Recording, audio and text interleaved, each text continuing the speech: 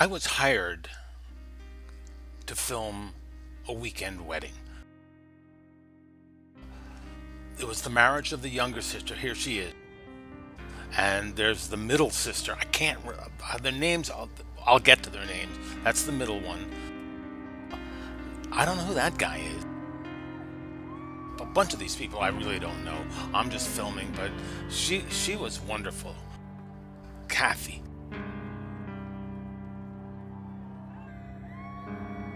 Now here's the other sister, Lynn. Isn't she great? And this is the older sister. I didn't like Barbara. I don't know any of these people's names. She's very nice. I think that's the groom's brother, and that's his aunt, and that's maybe his sister, the sister's husband. Interesting. Look at that guy walking. The man with the cigar. This was a guy that they told me was like this Svengali. He could hypnotize people. I don't know what does that mean. And he had Cathy under some kind of spell for a while. No one could really articulate exactly what was going on, except this guy was freaking everybody out. This is Aunt June and her family. They seemed like awfully nice folks. She was shy and pretty, and no one knew who this guy was or who this baby was. See, oh, look, did you see that guy walking by there? Hold on. Oh, this guy, the man with a cigar. It's the man with the cigar. There. No cigar. But, hello. Cousin Edith. Everyone told me a lot about her, that she was really nice, and look at her, she's really pretty, and I liked her daughter. Apparently she was mute. And this guy I felt was a pervert. I don't know why. And then I look back at this footage, and they start looking down at what are they looking at? Hey, put that thing away, buddy. And then he walks away. This is like the Zapruder film or something.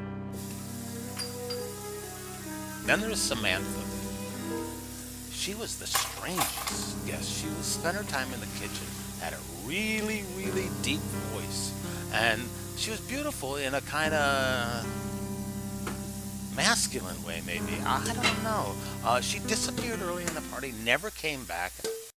The groom, I finally got to spend some time with Sam, the groom, not to be confused with Samantha. He seemed like an awfully nice guy, and a little ear. You can see the ear things. It's like a two-handled jug of some sort. This was a bridesmaid, and this woman. She liked me. I could tell her. Look at her. The minister shows up. He's like dressed in a tuxedo. No one gets it, but he does the thing, and I think he sells things like aluminum siding. They escaped, off to. I think they had been actually virgins, and they were waiting, and they couldn't get home fast enough, as far as I can see.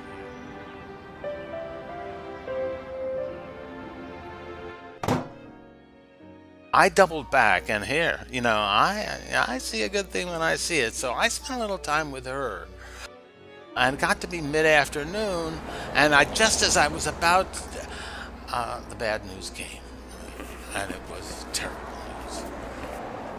The older sister, Barbara, had been killed in an automobile accident. She apparently had gone nuts. She broke in on her younger sister and her new husband, accused them of sexual crimes. She tore her clothes off, assaulted the groom at this point, and they apparently still hadn't consummated. And so it really got to be this incredibly weird, ugly scene. The other sister, Lynn, comes in, and she is going, I don't know what's going on, I'm not to blame. And suddenly all of their childhood acted out in front of them.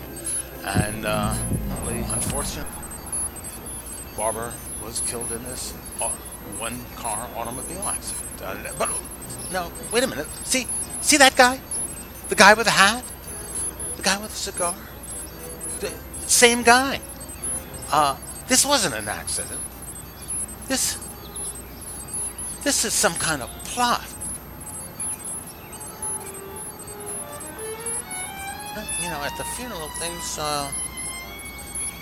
things began to gel, and the man with the cigar, the guy with the man with the hat, there he is, coming to the funeral. It's like, oh, and then this woman he's with, this woman with this kind of gravelly voice who looks a lot like Barbara, she comes up to me with a thing, and she tells me that if I show this footage to anyone, she'll have me killed. I go, what? What did you say? And she's like spitting the venom out at me, and it scared the shit out of me. I didn't know what to think, so I walked away scared. We then, you know, it was the time of the funeral, and everyone was real sad. Barbara's, in the coffin. No one likes that.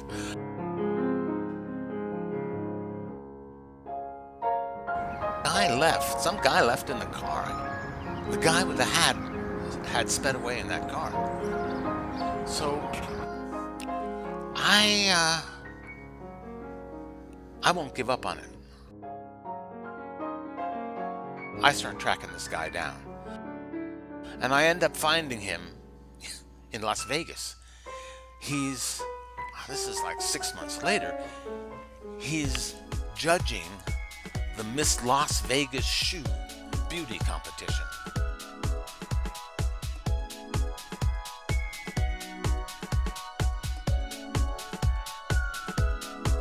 After the show, I walk up to him and I confront him, and I say, "You're the guy with the hat. You're the guy with the cigar. I know who you are. This is what I have on film with you." And he says, "Okay, I'll tell you." And he fills me in on what's been happening in the 6 months I haven't seen these people. It seems Cathy and Sam, they had a tough go of it psychologically, and they spend most of their times in the woods, away from people, not even really talking to people.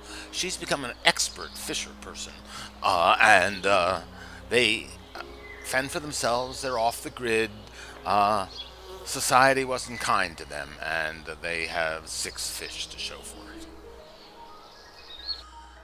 Lynn, always kind of on her own, became a very accomplished professional golfer and spokesperson for the LGBT community. Lynn always was a little under the radar, but she used to dress all in black and grip that club, and real nice shot of her. Look at this. I've always liked her. I thought there was a shot. It turns out that Aunt Edith apparently was in the back room at the funeral and at the wedding, and was like doing tricks. So she ended up pregnant, and I got this about 6 months after the shooting, but she's happy. But Samantha, if you remember, she was really an interesting one. She has turned out to be a very, very good matador. And then I confront the man with the hat, and I say to him, "Stop shucking and jiving, and tell me what you had to do with Barbara's accident." He suddenly breaks down in tears. Really strange, and he told me that he had been in love with Cathy, and that Cathy getting married, apparently he had a stranglehold on her, and she balked, and she went to Sam, and this whole thing was his revenge. He hypnotized Barbara to go in and sexually assault Sam, and somewhere in this strangeness, Barbara got broke out of the trance, saw the reality, fled, drove off the road, and that's all she wrote. The man with a hat doesn't feel good about it. He strangely doesn't feel bad about it, but that's whatever. But I think I got to the end of it. I think I understand.